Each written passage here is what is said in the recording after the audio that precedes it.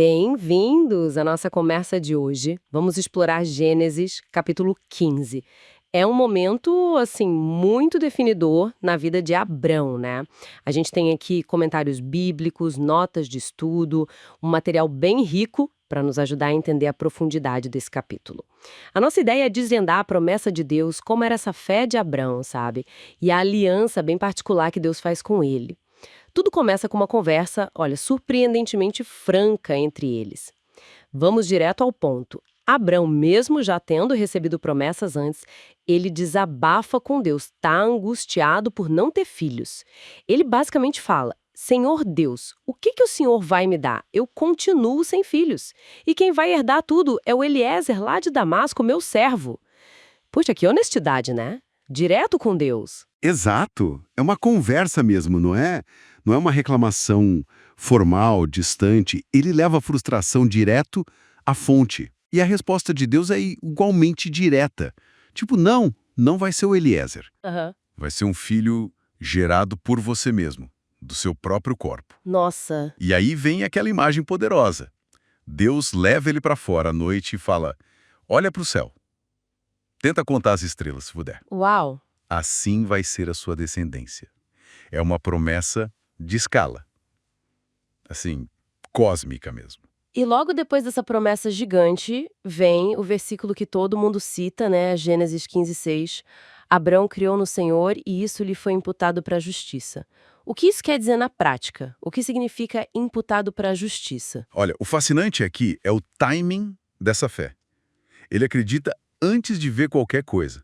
É contra toda a lógica humana, né? Ele já era idoso, Sara era estéril, parecia impossível. Totalmente impossível. E a fé aqui é justamente isso, acreditar na palavra de Deus, apesar das circunstâncias, apesar da impossibilidade aparente.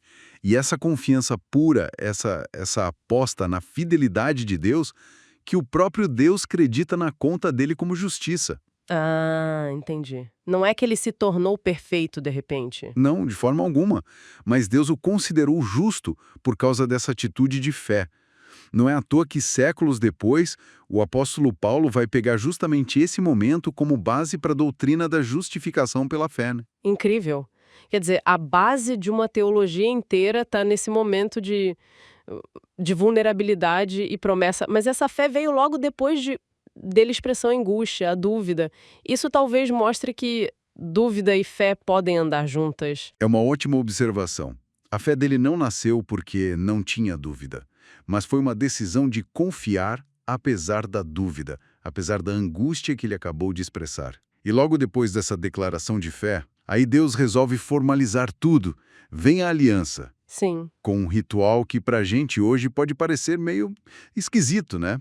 Mas tinha um significado enorme na época. Essa cerimônia dos animais partidos, como era exatamente? Bom, era um pacto de sangue, um costume cultural bem estabelecido. Deus instrui Abraão a pegar animais específicos: uma novilha, uma cabra, um carneiro, uma rola e um pombinho. Certo. Aí ele divide os animais maiores ao meio, menos as aves, e coloca as metades uma de frente para a outra. Tá. O normal na cultura da época era que as duas partes do acordo passassem por entre aquelas metades.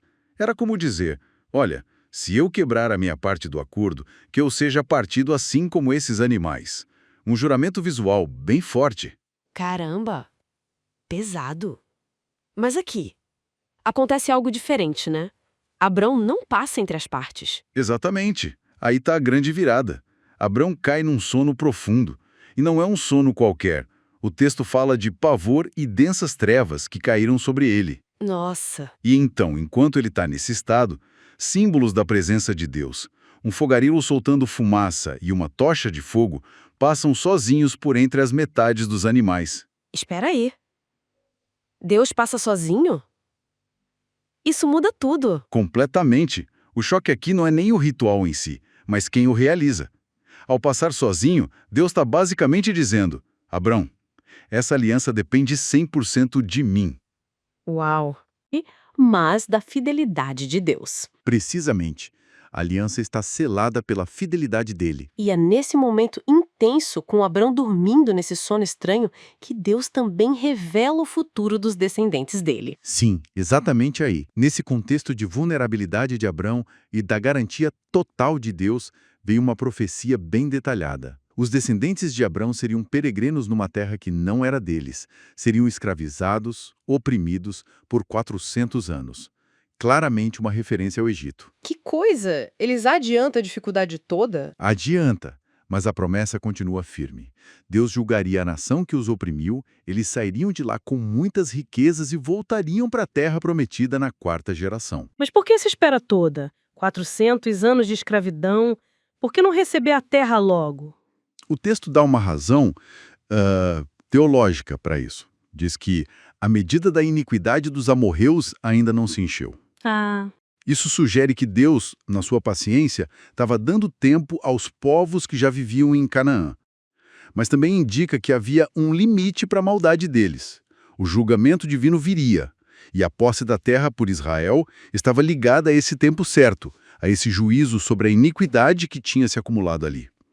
Aí, para fechar, Deus define os limites geográficos da terra prometida. Entendi. Então, Gênesis 15 é esse turbilhão, a honestidade crua de Abrão, a reafirmação da promessa contra o impossível, a fé sendo creditada como justiça. Exato. E essa aliança surpreendente, onde Deus mesmo é o único garantidor. Exatamente. E se a gente olha para o quadro maior, vê o plano de Deus se desenrolando.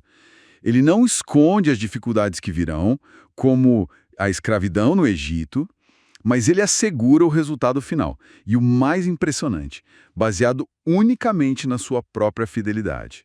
A soberania de Deus, a graça dele, tudo isso está muito forte aqui. Fica uma coisa para a gente pensar, né? Se Deus garante a promessa sozinho, assumindo toda a responsabilidade daquele ritual, qual é então o peso real da fé de Abrão? Quer dizer, por que a nossa resposta de fé ainda parece ser tão importante se, no fim das contas, a garantia é divina? Fica aí a reflexão.